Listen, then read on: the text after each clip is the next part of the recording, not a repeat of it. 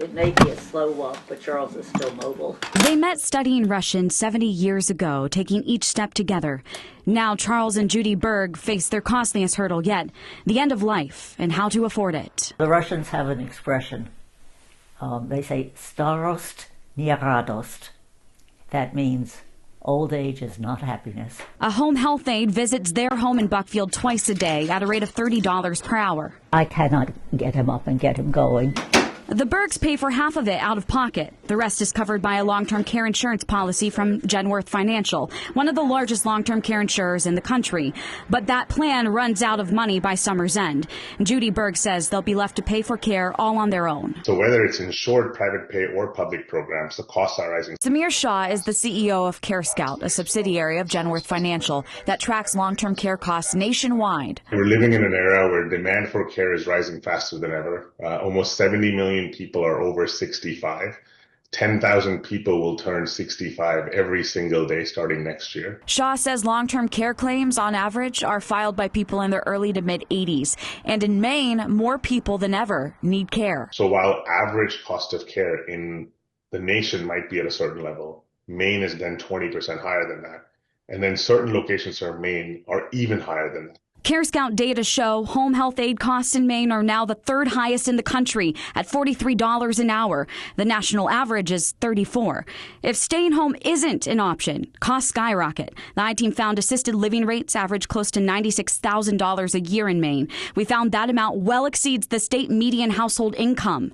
And the most expensive care? A private room in a nursing home, now averaging $166,000 a year in Maine.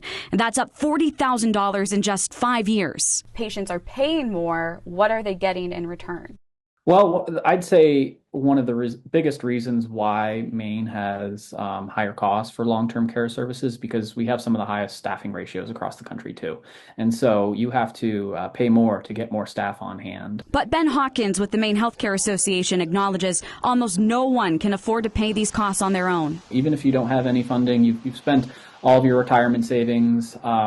There is the Maine Care programs, but the big issue there, though, is just the Maine Care reimbursement rate isn't covering 100% of the cost. And there are fewer options available. The association notes more than 50 long-term care facilities in Maine have closed in just the last decade, forcing many people to stay home. We are very lucky to have Jen and her elite home care. Why do you say lucky?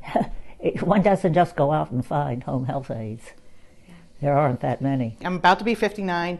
There's nothing I can do at my age to save enough money, right, to meet my care needs at the end of life, except to change the system. Jess Maurer with the Maine Council on Aging says solutions must come from the federal level, starting with the most widely used form of health insurance for older Americans. And that's really one of the big challenges, is that Medicare does not pay for long-term care. And it should, until we all understand this is about us. And it's about our future, it's about the future of the people we love, that we have to change the system, we have to invest in the system. We're not going to make a difference. The I-Team found 35,000 Mainers hold long-term care insurance, but the Maine Bureau of Insurance says only 7 companies still sell new policies in the state today. The superintendent of insurance tells me he's approved rate hikes as high as 72%, and one company is now asking for a 424% increase. It's a national crisis, he says, with rising care costs, struggling to keep companies solvent while making sure promises to policyholders are kept. For the I-Team, I'm Stephanie Grinley.